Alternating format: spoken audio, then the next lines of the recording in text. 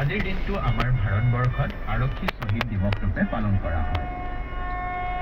1959 চনৰ আজিৰ দিনটোতে ভাৰত চীন সীমান্তত 10 জনকৈ কেন্দ্ৰীয় সংৰক্ষিত আৰক্ষী বাহিনী বা CRPFৰ জোৱানে শত্ৰুৰ সৈতে যুঁজি আত্মবলিদান দিয়া ঘটনাৰ স্মৃতি ৰক্ষা আৰু কৰ্তব্যৰত অৱস্থাত প্ৰাণত্যাগ কৰা আৰক্ষী বাহিনীৰ লোকসকলৰ সন্মানত প্ৰতি বছৰে আজিৰ দিনটো আড়ম্বৰপূৰ্ণভাৱে পালন কৰি অহা হৈছে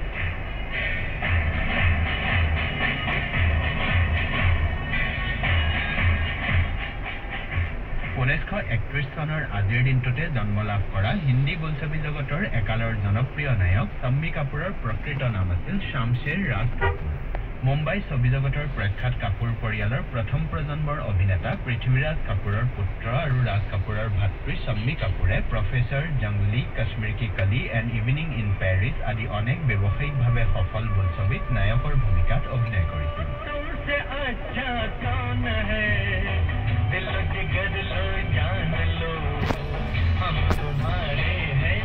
দুবাৰকৈ ফিল্মফেয়াৰৰ শ্ৰেষ্ঠ অভিনেতাৰ বঁটা আৰু জীৱনজোৰা সাধনা বঁটা লাভ কৰা শম্মী কাপুৰৰ 2011 চনত মৃত্যু হৈছিল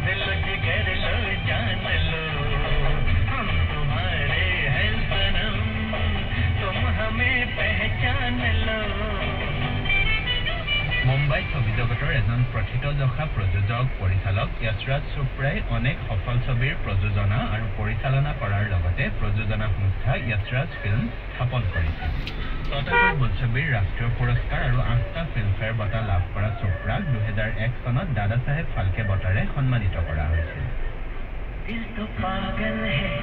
दिल दीवाना है दिल तो पागल है